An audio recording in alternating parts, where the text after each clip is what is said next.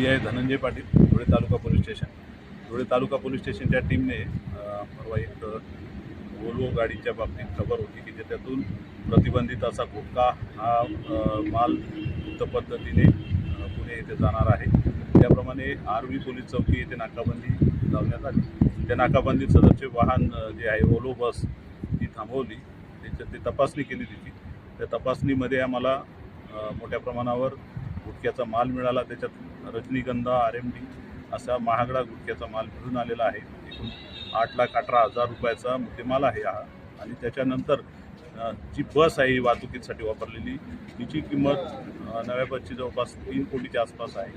आणि अशा पद्धतीने ही बस आणि मुद्देमाल ताब्यात घेतलेला आहे. याच्यामध्ये सुरुवातीला 3 आरोपी आता ताब्यात आहेत.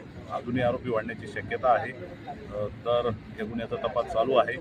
आणि अशा पद्धतीने चांगल्या आलिशान अशा मोठ्या बसमध्ये गुप्त पद्धतीने जाणारं मोठं रॅकेट तालुका पोलीस स्टेशनने ओपन केलेलं आहे. यासाठी आम्हाला माननीय SP सर, माननीय ॲडिशनल SP, माननीय DPO धुळे जिल्हा यांनी मार्गदर्शन केलं.